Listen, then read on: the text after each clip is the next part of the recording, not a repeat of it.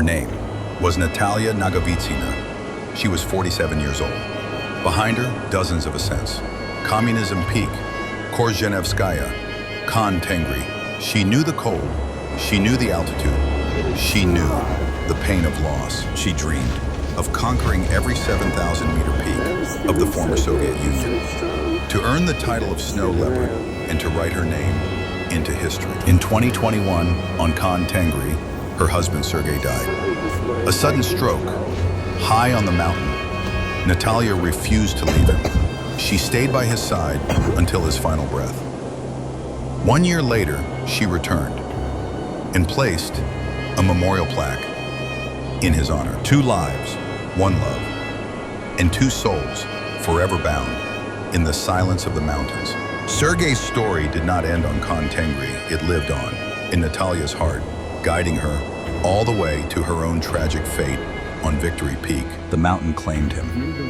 And a year later, Natalia returned, alone. She placed a memorial plaque where her husband had died. Natalia could descend and save herself, but she refused. On the icy slope, she stayed by his side, holding his hand until his final breath. But at altitude, tragedy struck. Sergei suffered a sudden stroke. His body collapsed, his life fading away in the thin air. In the summer of 2021, they climbed Khan Tengri, 6,995 meters. Sharp, ruthless, beautiful. He was her partner, her companion, her husband. His name was Sergei Nagovitsin. Together with Natalia, he shared the same passion for the mountains, the same hunger for the heights. The mountain took her, as it once took her husband, and only the wind now carries her last secret.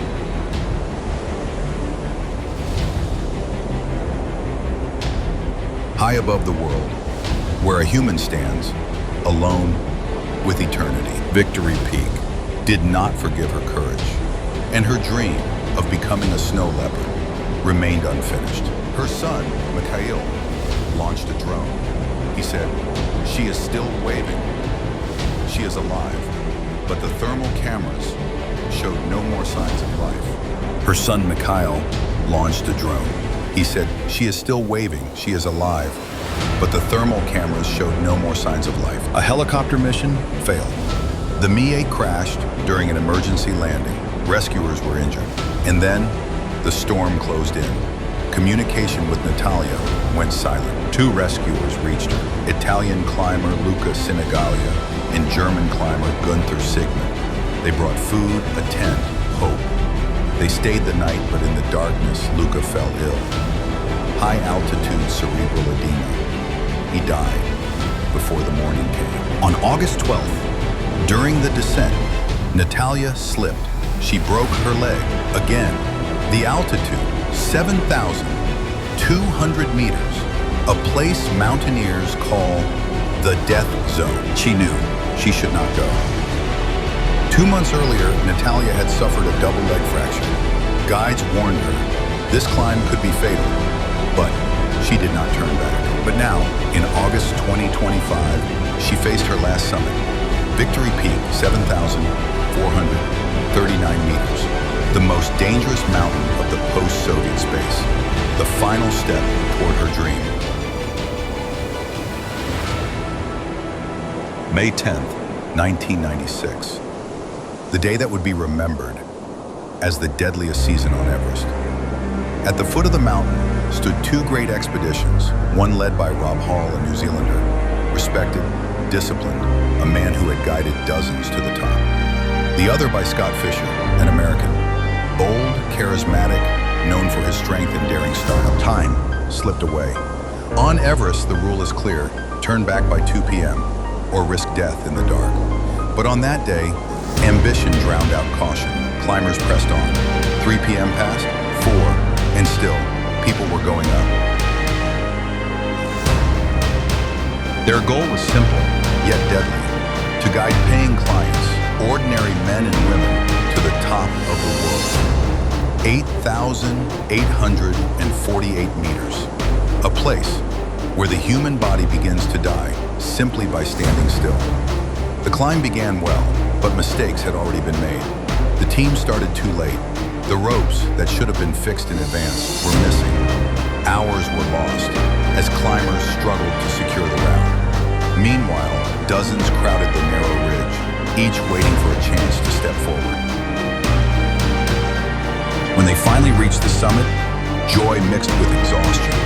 Photographs were taken, dreams were realized. But the mountain had already decided their fate. They were too late. Then the storm arrived.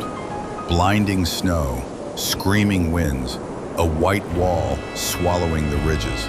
The thin line between victory and tragedy snapped. At 8,000 meters, oxygen is life. Bottles ran empty, masks froze, climbers gasped, stumbling blindly in the storm. Some collapsed where they stood, others wandered aimlessly, unable to tell up from down. On the south call, a group huddled together, waiting for a rescue that would never come. Rob Hall, high on the ridge, stayed with his client Doug Hansen.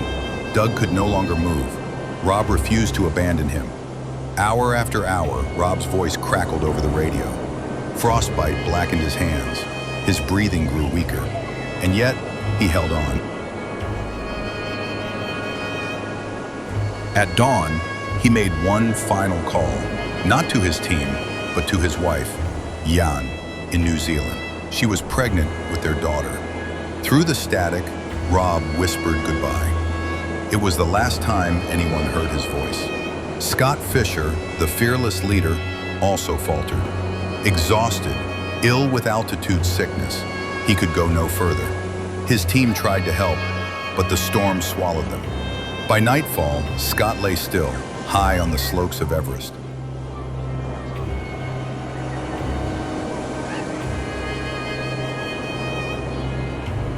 By the end of that climb, 8 people were dead.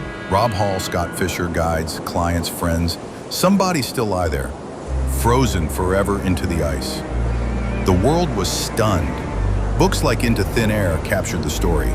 Films tried to show the terror, but words can only reach so far. Only those who were there knew the true horror of that night. October 7th, 2023. Pause, the Himalayas. Pause, Shishapangma, dramatic emphasis. One of the deadliest 8,000-meter peaks. Pause, a mountain that does not forgive mistakes. Pause, a mountain that does not forgive ambition. Pause, 2 American climbers, Anna Gutsu and Gina Rizucha's dramatic emphasis, set out to become the first women from the United States. Pause, to climb all 14 8,000ers. Pause, they were fearless. Pause, they were determined. Pause, but the mountain, slowly, would not yield to courage alone. Pause, at around 7,600 meters, pause in the death zone, emphasis. The snow was unstable. Pause, the wind cut like knives. Pause, every step was a struggle. Pause, a fight for life. Dramatic pause. Then, slowly, it happened. Pause, a massive avalanche. Dramatic emphasis. Thundered down the slope. Pause, Anna and her Sherpa, Migmar. Pause, were swept away. Pause, Gina and her Sherpa, Tenjen Lama. Pause, gone in an instant. Pause.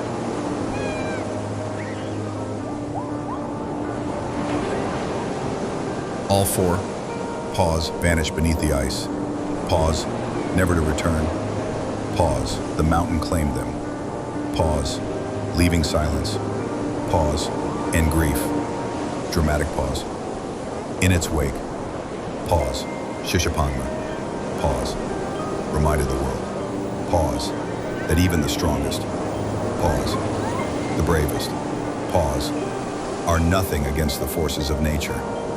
Pause, Shishapangma. Pause, the silent killer, dramatic emphasis, teaches that glory, pause, and tragedy, pause, walk hand in hand, pause, on the highest peaks of the world, pause, remember, slowly, every ambition has a price, pause, and every peak, pause, demands respect, dramatic emphasis. Yet, slowly, this story is also about courage. Pause, about the human heart that dares. Pause. That climbs. Pause. That chases dreams. Pause even when the risk is death. Dramatic pause. The snow hides their bodies. Pause but their spirit. Pause their determination. Pause remains. Pause etched into the ice. Pause and into the memory of all climbers who follow. Pause.